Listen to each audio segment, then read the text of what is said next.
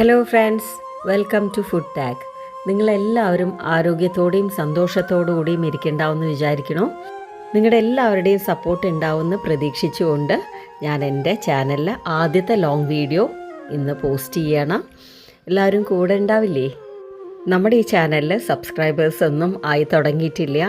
അപ്പോൾ വേഗം തന്നെ എല്ലാവരും ആ സബ്സ്ക്രൈബ് ബട്ടൺ ക്ലിക്ക് ചെയ്ത് ബെല്ലൈക്കൺ ഒന്ന് എനേബിൾ ചെയ്ത് ഓൾ എന്നുള്ള ഓപ്ഷൻ കൊടുക്കണം. അപ്പോൾ ഞാൻ എല്ലാ ദിവസവും വീഡിയോസ് ഇടുമ്പോൾ നിങ്ങൾക്ക് നോട്ടിഫിക്കേഷൻസ് ആയിട്ട് കിട്ടും. ആദ്യത്തെ ലോങ് വീഡിയോ ആയതുകൊണ്ടാണ് ഇൻട്രോ കുറച്ച് ലോങ് ആയി പോയത്. എല്ലാവരും ക്ഷമിക്കുമല്ലോ, കാര്യങ്ങളൊക്കെ പറയണമല്ലോ, അതുകൊണ്ടാണ്. ഇനി നമുക്ക് വീഡിയോയിലേക്ക് കിടക്കാം. 2 ദിവസം കഴിഞ്ഞ് അഷ്ടമി രോഹിണിയായി, അതായത് ജന്മാഷ്ടമി. അപ്പോൾ എല്ലാവരും വീട്ടിലുണ്ടാക്കണതാണ് പാൽപ്പായസം. അപ്പോൾ നമ്മുടെ ആദ്യത്തെ വീഡിയോ പാൽപ്പായസത്തിൽ നിന്ന് തന്നെ തുടങ്ങാം. അപ്പോൾ ഞാൻ എങ്ങനെയാണ് വീട്ടിൽ നേദിക്കാനായിട്ട് പാൽപ്പായസം ഉണ്ടാക്കാറ് എന്നുള്ളതാണ് ഈ വീഡിയോയിൽ പറഞ്ഞിരിക്കണേ.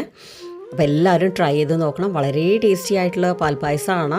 ഒരു കാര്യം പറയാൻ മറന്നു, വീഡിയോ കണ്ടു കഴിഞ്ഞ ശേഷം ലൈക്കും പിന്നെ നിങ്ങളുടെ എന്തെങ്കിലും ഒരു കമൻറ്റ് എന്തായാലും തരണം കേട്ടോ. നമ്മളിവിടെ 1/2 ലിറ്റർ പാൽ കൊണ്ടാണ് ഇന്നത്തെ പാൽപ്പായസം ഉണ്ടാക്കുന്നത്. അപ്പോൾ ചുവട് കട്ടിയുള്ള പാത്രം വേണം വെക്കാനായിട്ട്. അതിലേക്ക് 250 ml കപ്പിൻ്റെ അളവിൽ 1 കപ്പ് വെള്ളം ഒഴിച്ചു കൊടുത്തിട്ടുണ്ട്. ഇനി ഇത് നന്നായിട്ട് തിളച്ച് വരണം.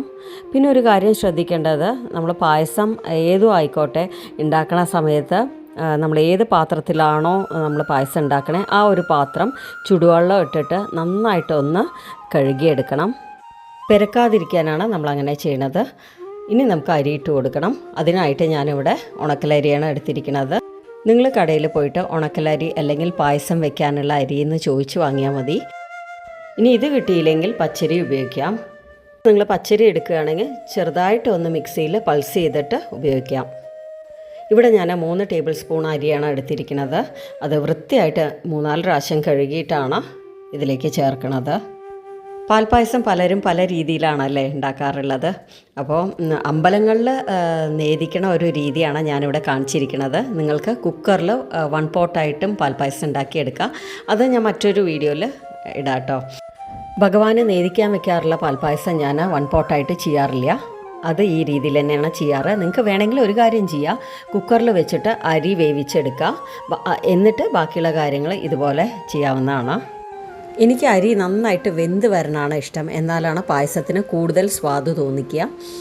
നിങ്ങൾക്ക് വേണമെങ്കിൽ നിങ്ങളുടെ ഇഷ്ടത്തിനനുസരിച്ച് അരി വേവിച്ചെടുക്കാം. നമ്മളിവിടെ ഒഴിച്ചു കൊടുത്ത വെള്ളമെല്ലാം നന്നായിട്ട് വറ്റി വന്നിട്ടുണ്ട്. അരി പകുതി വേവായിട്ടുണ്ട് കേട്ടോ. നിങ്ങളുടെ അരി വെന്തില്ലെങ്കിൽ ഇതിലേക്ക് ചുടുവെള്ളം വേണം ഒഴിക്കാനായിട്ട്. പിന്നെ നിങ്ങൾക്ക് വേണമെങ്കിൽ പാലും വെള്ളവും സമാസമം എടുത്തിട്ട് അങ്ങനെയും വേവിച്ചെടുക്കുക. ഇടയ്ക്ക് ഞാൻ അങ്ങനെയും വേവിക്കാറുണ്ട് കേട്ടോ. ഇന്നിപ്പോൾ വെള്ളത്തിൽ ചെയ്തു എന്ന് മാത്രം. ഇനി ഇതിലേക്ക് 1/2 ലിറ്റർ പശുമ്പാൽ ഒഴിച്ചു കൊടുക്കുക. അമ്പലങ്ങളിലൊക്കെ പശുമ്പാൽ ഉപയോഗിച്ചിട്ടാണ് പാൽപ്പായസം ഉണ്ടാക്കാറ്. ഇനി പശുപാൽ കിട്ടാത്തവരാണെങ്കിൽ പാക്കറ്റ് പാൽ ഉപയോഗിക്കുക, അല്ലാതെ വേറെ ഒരു നിവൃത്തിയില്ലല്ലോ. ഇനി ഈ പാലിൽ കിടന്നിട്ട് വേണം ബാക്കി പകുതി അരിയും വെന്ത് കിട്ടാനായിട്ട്. എനിക്ക് പായസങ്ങളിലൊക്കെ അരി നന്നായിട്ട് വെന്ത് കിട്ടണതാണ് ഇഷ്ടം. അപ്പോൾ നിങ്ങളുടെ ഇഷ്ടം എന്താണോ അതിനനുസരിച്ച് വേണം അരി വേവിച്ചെടുക്കാനായിട്ട്. ഒരുപാട് വേവ് വേണ്ടെങ്കിൽ അതിനനുസരിച്ച് നിർത്തിയാൽ മതി. പിന്നെ ഒരു കാര്യം പറയാൻ വിട്ടുപോയി, നമ്മൾ ഇടയ്ക്കിടയ്ക്ക് ഇളക്കിക്കൊണ്ടിരിക്കണം കേട്ടോ. കാരണം എന്താണെന്ന് വെച്ച് കഴിഞ്ഞാൽ പച്ചരി അതുപോലെ ഉണക്കലരിയൊക്കെ പെട്ടെന്ന് അടി പിടിക്കാനുള്ള ചാൻസ് കൂടുതലുള്ളതാണ്. പിന്നെ സമയമുണ്ടെങ്കിൽ സിമ്മിൽ വെച്ചിട്ട് ഇടയ്ക്കിടയ്ക്ക് ഒന്ന് ഇളക്കി കൊടുക്കുക, അല്ലെങ്കിൽ മീഡിയം ഫ്ലെയിമിൽ വെച്ചിട്ട് കൈവിടാതെ ഇളക്കിക്കൊണ്ടിരുന്നാലും പെട്ടെന്ന് തന്നെ ആയി കിട്ടും കേട്ടോ. അപ്പോൾ അതാ പാലെല്ലാം നന്നായിട്ട് വറ്റി വന്നിട്ടുണ്ട്. അപ്പോൾ ഇനി നമുക്ക് വെന്തോന്ന് നോക്കാം. നന്നായിട്ട് വെന്ത് കിട്ടിയിട്ടുണ്ട് കേട്ടോ.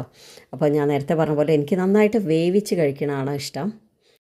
ഇനി ഇതിലേക്ക് 1/4 കപ്പ് പഞ്ചസാര ഇട്ട് കൊടുക്കാം. അപ്പോൾ മധുരമൊക്കെ ഓരോരുത്തരുടെ ഇഷ്ടത്തിനനുസരിച്ച് ചേർക്കാം. ഞങ്ങൾക്കിവിടെ കുറച്ച് നല്ല മധുരം ഉണ്ടെങ്കിലാണ് ഇഷ്ടമാവുക. അതുപോലെ 1/2 കപ്പ് ചേർത്ത് കഴിഞ്ഞാൽ മധുരം അധികം വേണ്ടാത്തവർക്ക് കറക്റ്റായിരിക്കും കേട്ടോ. അപ്പോൾ അതൊക്കെ ഓരോരുത്തരുടെ ഇഷ്ടത്തിനനുസരിച്ച് ചേർക്കുക. പഞ്ചസാര ചേർത്ത് കഴിഞ്ഞാൽ ഞാൻ പിന്നെ അധികം നേരം സ്റ്റൗവിൽ വെക്കാറില്ല. കാരണം അത് തണുത്ത് വരുന്ന സമയത്ത് ഈ ഒരു കൺസിസ്റ്റൻസി പെർഫെക്റ്റ് ആയിരിക്കും കേട്ടോ. അപ്പോൾ അത് കണ്ടില്ലേ, അരിയും പഞ്ചസാരയും പാലും കൂടെ ഒന്നിച്ച് ചേർന്ന് നിൽക്കണം. എന്നാൽ മാത്രമേ ഇത് നല്ല സ്വാദുള്ള പായസമായിട്ട് മാറുള്ളൂ. അപ്പോൾ നമ്മുടെ പായസം ഓൾമോസ്റ്റ് റെഡിയായി. ഞാൻ പിന്നെ ഇതിൽ ഏലക്ക, വെണ്ണ, നെയ്യ് ഒന്നും ചേർക്കണില്ല കേട്ടോ. അപ്പോൾ നേദിക്കാനുള്ളതിൽ വെറും പാല്, പഞ്ചസാര, അരി ഇത് മാത്രമായിട്ടാണ് ഇടാറ്. അപ്പോൾ നമ്മുടെ ഈ കരണ്ടിയുടെ പിൻവശത്ത് ഒന്ന് വരച്ച് നോക്കിയാൽ അറിയാൻ പറ്റും നമ്മുടെ പായസം എത്ര ക്രീമി ആയിട്ടാണ് ഉള്ളതെന്ന്. അപ്പോൾ ഈ രീതിയിൽ ഇതുവരെ ട്രൈ ചെയ്യാത്തവരുണ്ടെങ്കിൽ ഒന്ന് തീർച്ചയായിട്ട് ട്രൈ ചെയ്ത് നോക്കണം. എങ്കിൽ മാത്രമേ ഇതിൻ്റെ സ്വാദ് നിങ്ങൾക്ക് മനസ്സിലാവുള്ളൂ. പിന്നെ നിങ്ങൾ ഇങ്ങനെ വെക്കുള്ളൂ കേട്ടോ. ഇനി ഇതിലേക്ക് ഞാൻ 2-3 ഇതൾ തുളസി ഇട്ട് കൊടുക്കുകയാണ്. അമ്പലപ്പായസത്തിൻ്റെ ഒരു മണം കിട്ടാൻ വേണ്ടിയിട്ടാണ് അങ്ങനെ ചെയ്യണത്. ഇനി ഇത് പാത്രഭാഗം ആവാൻ വേണ്ടി അടച്ച് വയ്ക്കാം. നേദിക്കാനാണെങ്കിൽ ഉടനെ ചൂടോടുകൂടെ തന്നെ നേദിക്കാൻ വെക്കണം. അല്ലാത്ത പക്ഷം ഒരു 15 മിനിറ്റ് റെസ്റ്റ് ചെയ്ത ശേഷം നമുക്കെടുക്കാം. ഇപ്പോൾ കണ്ടോ നമ്മുടെ പായസത്തിൻ്റെ കളറ് ലൈറ്റായിട്ടൊരു പിങ്കിഷ് കളർ വന്നിട്ടുണ്ട്. പിന്നെ ഒരു കാര്യം പറയാൻ ആഗ്രഹിക്കുകയാണ്, ഇത് പെട്ടെന്ന് ഉണ്ടാക്കാനൊന്നും പറ്റില്ല കേട്ടോ. കുറച്ച് സമയമെടുത്ത് ഉണ്ടാക്കേണ്ട പായസം തന്നെയാണ്. എന്നാൽ രുചിയോ അതികേമമാണ്. അപ്പോൾ നമ്മുടെ ആദ്യത്തെ വീഡിയോ എങ്ങനെയുണ്ട്? ഇഷ്ടമായോ എല്ലാവർക്കും? ഇഷ്ടമായാലും ഇല്ലെങ്കിലും ഒക്കെ ഒന്ന് കമൻറ്റ് ചെയ്യണം കേട്ടോ. എങ്കിൽ മാത്രമേ എനിക്കത് മാറ്റാനോ അതുപോലെ ഇമ്പ്രൂവ് ചെയ്യാനൊക്കെ പറ്റുള്ളൂ. അപ്പോൾ ലൈക്ക് ചെയ്യാൻ മറക്കരുത്, സബ്സ്ക്രൈബ് ചെയ്യണം, ഫീഡ്ബാക്ക് അറിയിക്കണം. Thank you.